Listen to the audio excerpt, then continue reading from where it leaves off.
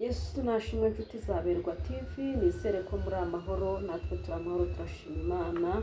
Nta gikuba cyacitse muri twe, nta n'inkuru mbi twumvise. Nk'ibisanzwe dukunda kuvuga ngo nawe bitaba bimeze neza, mukomere ntabwo twabaza Imana ngo uragira ute, nibwo bumana bwayo. None bishobora kwanga cyangwa ntibyemere, ariko ejo bikemera kuko Imana ni ifite urufunguzo rw'ubuzima, kandi ntabwo twabaza Imana ngo uragira ute, kuko niyo mugenga wa byose. Muri kumwe na mama Berwa, narabwiye ngo ibintu byose tugomba kubikorera aho turi, tugahamya gukora kw'Imana, tugahamya imbaraga z'Imana. Ntatinze rero mureke mbabwire ikinzindiye muri aka kanya, nje kubabwira ko tugiye gukora amasengesho twise kwambara ikigunira, cyangwa se ko amasengesho ahindura ubuzima, amasengesho ahindura imibereho, amasengesho ahindura umuntu mu buryo bw'umwuka ndetse no mu buryo bw'umubiri. Aya masengesho rero uburyo tugiye kuyasengamo, turaturuka itariki 5 z'ukwezi kwa 11, tuzayasoza tariki ya 1 z'ukwa mbere. Rero impamvu aya masengesho nifuze ko twayasenga, ni amasengesho yo guca bugufi tugasaba Imana imbabazi, ni amasengesho tuzasenga mu byiciro, ni amasengesho yo gushima Imana, ni amasengesho yo kwereka Imana undi mwaka, ndetse no kwishinganisha tubwira Imana ngo uzakomeze utubere maso nk'uko watubereye maso muri uyu mwaka. Nukuri rero muze tubane muri aya masengesho na mama Berwa. Ndumva nezererewe kuyasenga, ndumva sinzi ukuntu bimeze muri nge, ndumva nifuza gusenga aya masengesho mbwira Imana ngo Mana umbabarire, guturuka tariki ya 1 z'ukwezi kwa 1 2024, umbabarira aho ntagenze neza. Nkongera ngasenga nkavuga ngo Mana ndagushimye, guturuka tariki ya 1 z'ukwa 1 2024, ndagushimye ko wabanye nanjye. Ndumva ari amasengesho nshaka ko twasenga dushima Imana, turamya Imana, duhimbaza Imana tukayishima. Yaturindiye kabone niyo waba warahuye n'ibintu bitari byiza, ariko uriho. Niyo waba warapfushije, ariko uriho. Ibintu byose biba mu bumana bw'Imana. Ni ngombwa rero ko twambara ibigunira, ni ngombwa. Hari uko tutagenze neza, hari uko tutakoze neza, hari uko tutavuze neza, hari uko tutitwaye neza, hari uko twacogoye dusubira inyuma, hari uko tutabaye maso. Ni ngombwa ko ugira uburyo ugasenga y'uburyo bwose. Nifuje rero ngiye gusenga iri sengesho mvuga ngo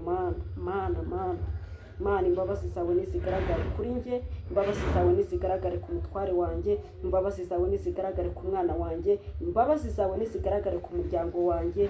Ubasha kwakira iki gitambo ngiye gutambira, kiguhumurire nk'umubavu uhumura neza, kandi akaba ari n'igitambo cy'abantu bose. Inshuti zaberwa TV, mwese muze dushimire Imana yabanye natwe, muze turamye Imana yabanye natwe, muze tuvuge kugira neza kw'Imana. Imana yakoze ibirenze ubwenge bwacu, Imana yakoze ibirenze ubushobozi bwacu. Ngewe iyo mbitekereje numva bindenze, kuko nagiye mbona Imana ndi mu bihugu byo hanze, nagiye ngendana n'Imana, nagiye mbona kugira neza kw'Imana, nagiye mbona ukuboko kw'Imana, nagiye mbona imirimo y'Imana. Nta cyambuza gushima mbere, ariko yuko nshima no muri ubwo buzima bwose ari uko ntitwaye neza. Rero uyu ni umwaka wo gusenga nsaba Imana imbabazi uko ntitwaye neza mu mwaka wose, mwishimira nuko yangiriye neza mu mwaka wose, nyibwira ngo Mana uyu mwaka ugiye kuza 2025 uzampa imbaraga zo gutsinda icyaha n'igisa nacyo, uzanyuzuze mwuka wera mwami, ahorane nanjye. Rero reka dusenge isengesho rigufi, duca bugufi dusaba Imana imbabazi. Turabanza dusaba Imana imbabazi.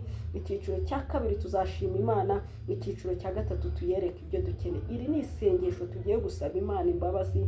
Imana ntiturebere mu bisekuruza, Imana ntiturebere aho tuvuka, Imana ntiturebere mu bavandi, Imana ntiturebere mu batura, Imana ntiturebere ahantu na hamwe, ahubwo iturebe nk'uko twebwe tuje imbere yayo. Imana indebe nk'uko nje mama Berwa, Imana irebe yuko ngewe nikubise imbere yayo. Birashoboka yuko nasabira abantu bose imbabazi, ariko hari ukuntu ugomba guhindura ugahinduka, ukikubita imbere y'Imana, ugahendahenda Imana, ugasabira umuryango wawe imbabazi, ugasabira umutware wawe imbabazi. Ariko hari ukwisengera nawe ukumva ko wisengeye, ukinginga Imana. Erega ni ushobora kuba umugisha w'umuryango, ushobora kuba umugisha w'urugo rwawe, ushobora kuba umugisha w'igihugu, ushobora kuba umugisha w'abaturanyi.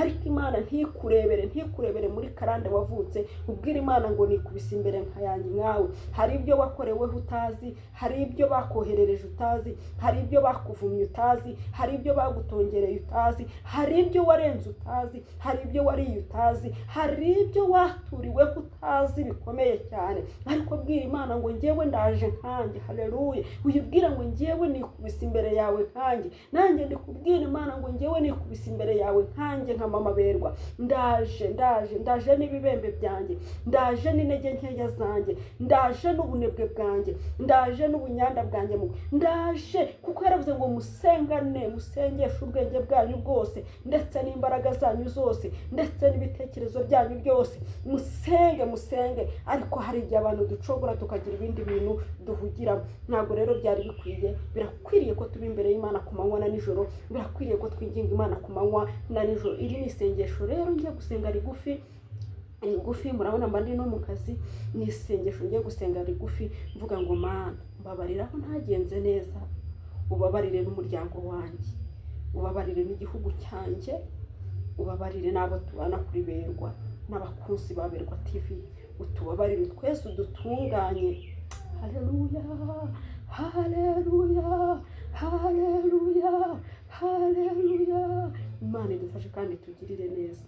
Nyakubahwa Imana y'amahoro, Imana y'urukundo, Imana y'ubuntu bwinshi, Imana y'imbaraga n'imbabazi, Imana data yaremye isi n'ijuru, nciye bugufi ngo amaraso yawe anyeza ntunganye, unkureho umugayo aho ntagenze neza, aho ntakoze neza, aho abo tubana batakoze neza, aho umuryango wanjye utakoze neza, aho bitagenze neza mu gihugu navukiyemo, aho abakunzi ba Berwa batagenze neza.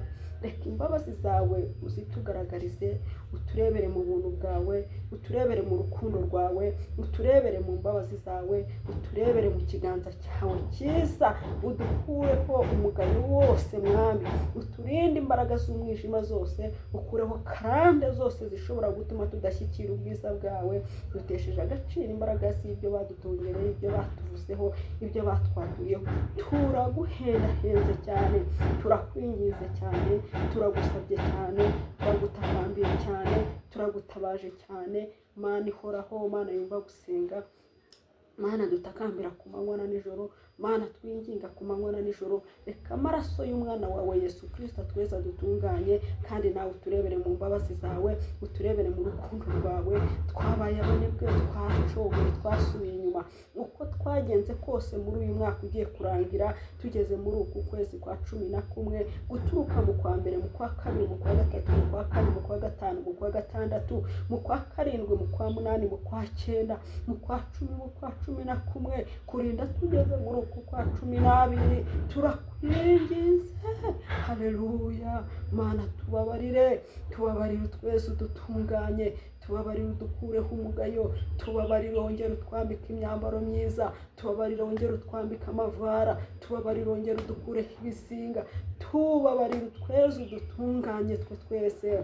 Nikuze imbere yawe nka mama Berwa, nciye bugufi cyane, amaraso yawe nanyeza ntunganye, unkureho umugayo wose. Ndakwinginze byiringiro bizima, ndakwingiza Imana y'amahoro, ndakwingiza Imana y'urukundo, mbabarirane n'abanjye bose, mbabarirane n'abo mu gihugu cyose. Utweze Mwami, utweze uturebere mu mpuhwe zawe, uturebere mu rukundo rwawe, uturinde ubunebwe n'ubunyanda. Mwuka wera baraho gukomeza kutugenga no kutuyobora. Mwami Mana ongera urambure igitabo cy'ubugingo, ongera utwandikire, ongera utwarujistire, ongera uduterere kashe, ongera utugaruke. Yewe Yesu we, garuka ku bantu bawe, kandi nawe utugarukane imbabazi nyinshi. Niyo mpamvu duhisemo guca bugufi cyane, niyo mpamvu duhisemo kwinginga cyane, gutubabarira ibyaha n'ibicumuro by'uko tutagenze neza. Amaraso y'umwana wawe Yesu natweza dutunganye, nawe udutuze mu mbabazi zawe, kandi uduhe imbaraga zo gutsinda ikibi n'igisa nacyo. Mu izina rya Yesu mbyambaje nizeye, amen. Ndabashuje cyane.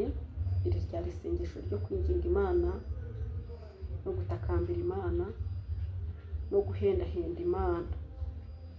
Hari ukuntu tutajya tuzirikana, ushobora kwihana buri munsi ukihana, ariko ni byiza kuzirikana yuko umwaka ugiye kurangira, ugasaba Imana imbabazi y'ibintu utakoze byiza, ukiyeza ukinginga Imana kugira ngo izabane nawe no mu mwaka wundi uzaza.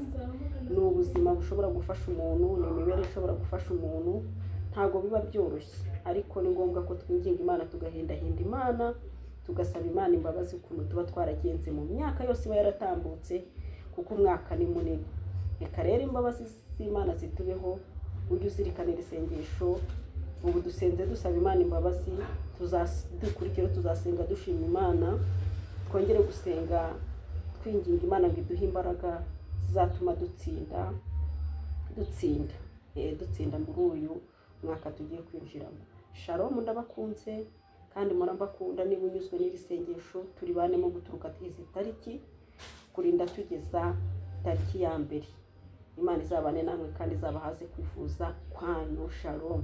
Niba unyuzwe ukore subscribe, share na comment, ariko ubikore ari uko hari ikintu ukuye muri iri sengesho, cyangwa hari impuguro ukuye. Utabikora nk'umuhango, ndakwingiza utabikora nk'umuhango. Shalom, shalom.